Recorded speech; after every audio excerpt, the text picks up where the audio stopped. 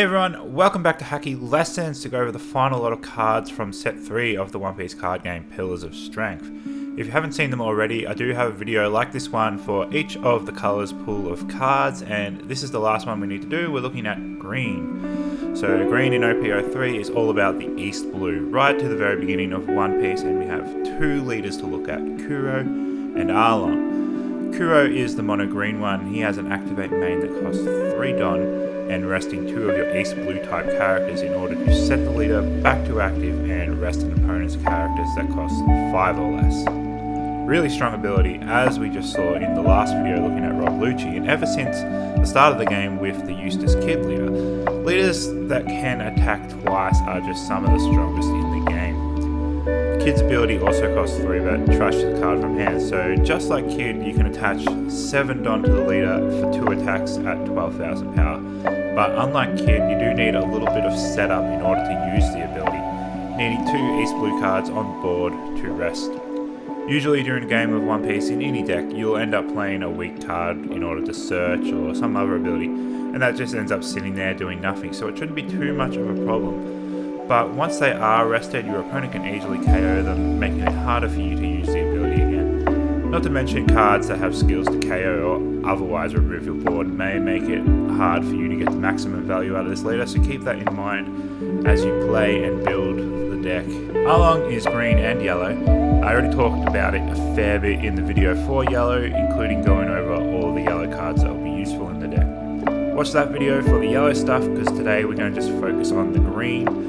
But a refresher on the leader if you need, he is kind of like set 1's Doflamingo, so for 2 Don attached and 1 paid when attacking, you can play a 4 cost or less character with Trigger from your hand. So Nami costs 2, she has 2,000 power, and on play she looks at the top 5 for a green East Blue card and bottom decks the rest. And she can also be played with Trigger.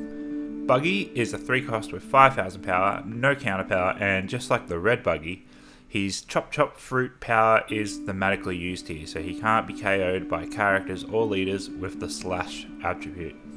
Sham is a 3 cost with 4,000 power, and on play, if your leader is East Blue, rest one of your opponent's characters with a cost of 2 or less, and then if you don't have a Butchie in play, play one from your hand. So Butchie is a 4 cost with 5,000 power, and on play, KOs an opponent's rested character with a cost of 2 or less.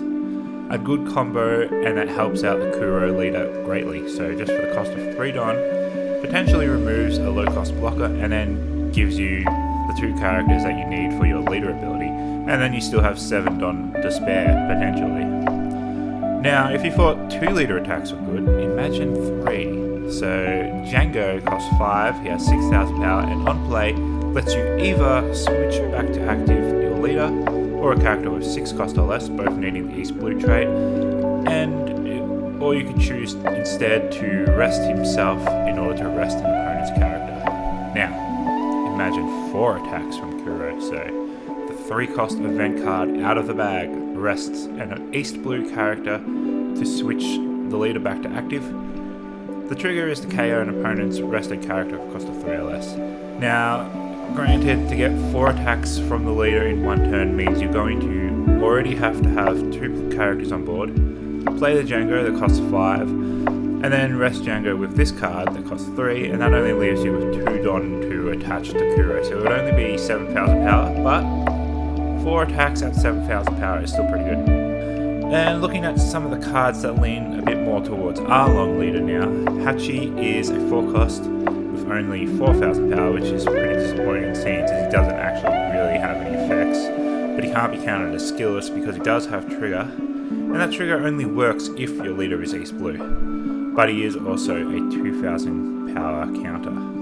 Karubi costs 4, has Trigger, only 3,000 power, but if your leader is East Blue, rest one of your opponent's characters, doesn't matter what cost.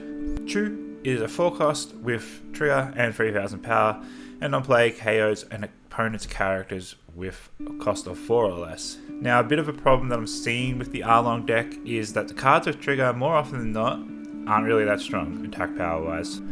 Tooth Attack is a 1-cost event card that lets you rest one of your East Blue type characters to KO an opponent's rest of the 3-cost or less characters. And then the trigger lets you play a 4-cost or less character with trigger from your hand. Geen costs 4, has 5,000 power, and on play, if your leader is East Blue, rest up to 2 of your opponent's characters that cost 4 or less.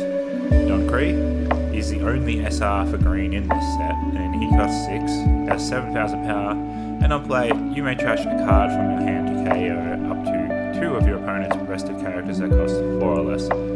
So a good follow-up after playing Geen. And then Don times 1, he gains double attack. Pearl is just a 2-cost blocker, and then you have some vanilla cards, Elvita and Momu.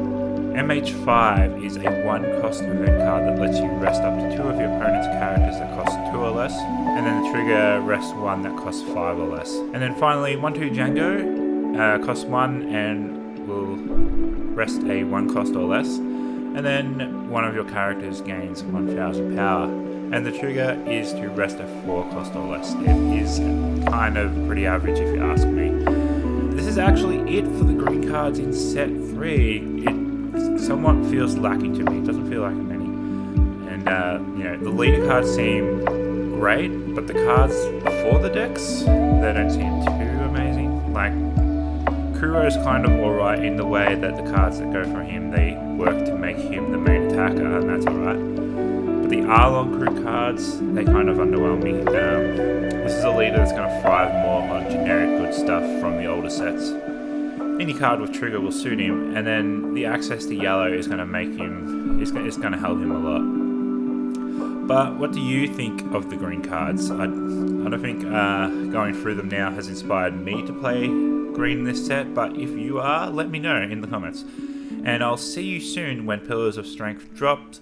Look out for my box opening videos. See you later.